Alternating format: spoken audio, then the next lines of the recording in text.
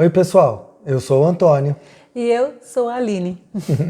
Hoje nós vamos falar sobre uma situação que acontece em muitas famílias. Você quer resolver os problemas e aí dá um jeitinho, mesmo que para isso tenha que desobedecer a Deus. Não sai daí que a gente vai falar sobre isso hoje.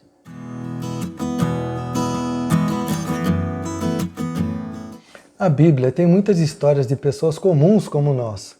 É muito interessante que a Bíblia não conta só histórias em que as pessoas fizeram tudo certinho, elas são perfeitas. Pelo contrário, quando a Bíblia conta essas histórias, ela não esconde os erros que as pessoas cometem, não.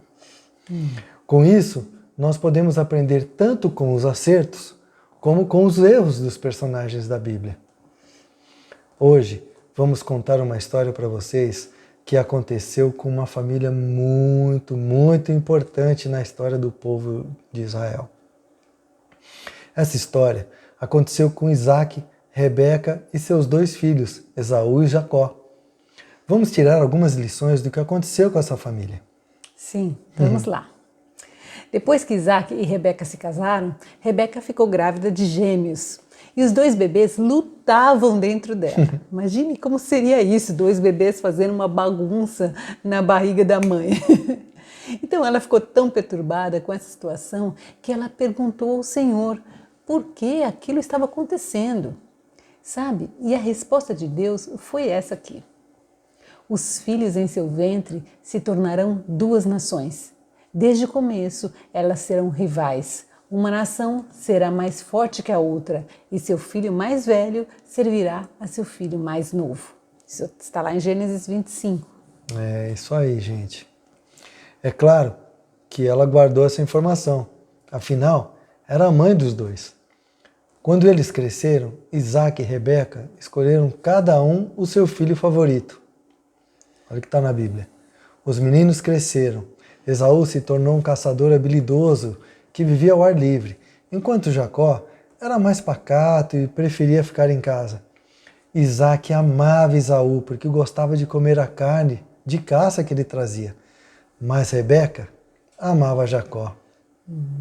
Pois é, essa é mais uma informação importante sobre essa família.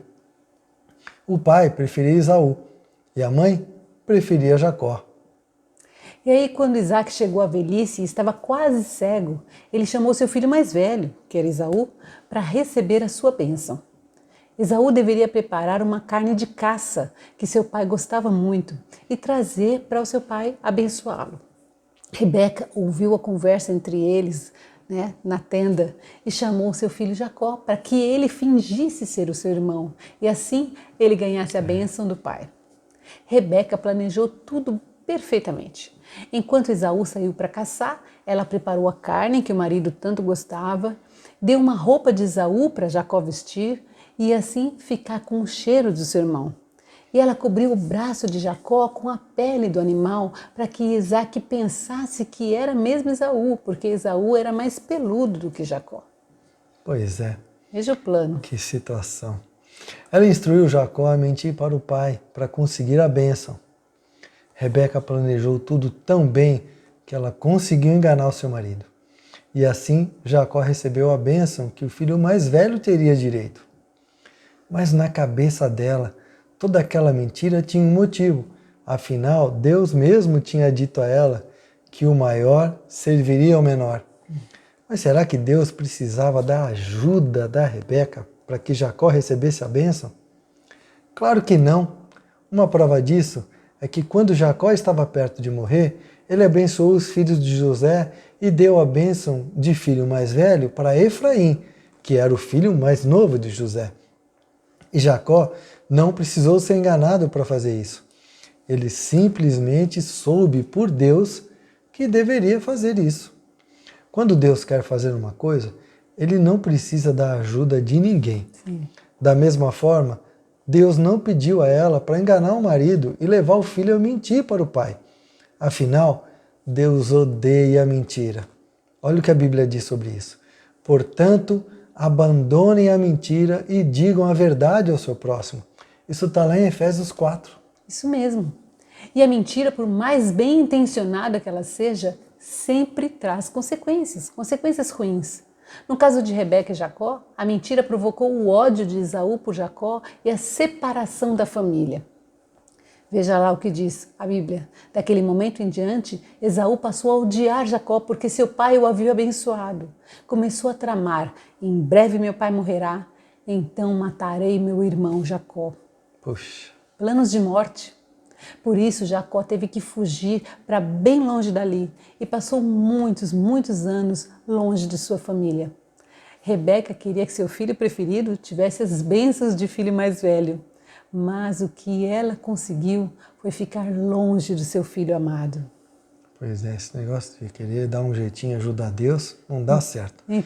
Mas então, ela não tinha que fazer nada? Na verdade, ela tinha que fazer uma coisa muito importante: confiar em Deus. Rebeca se apoiou na sua inteligência ao fazer planos de enganar o seu marido. Mas a Bíblia diz: confie no Senhor de todo o coração e não se apoie na sua própria inteligência. Isso está em Provérbios 3. Deus tem o controle sobre todas as circunstâncias. Ele sabe o que está acontecendo na sua família neste exato momento. E Ele nunca vai te pedir para mentir, enganar ou manipular ninguém. O que nos faz querer ajudar a Deus dando um jeitinho nas situações é a nossa falta de fé e o nosso desejo por ter o controle sobre tudo. Se você tentar ser um Deus na sua família, controlando a vida e as decisões dos outros, eventualmente você vai afastar as pessoas que mais você ama. Sim, é muito triste. Essa história que está relatada na Bíblia nos traz vários ensinamentos. Nós precisamos aprender a confiar em Deus, por mais difícil que seja a circunstância pela qual estamos passando. Não é nosso papel dar um jeitinho para que as coisas aconteçam de acordo com a nossa vontade, não mesmo. Também nós precisamos nos manter firmes na verdade, falando sempre a verdade, sem enganar, sem dissimular, sem manipular os nossos familiares.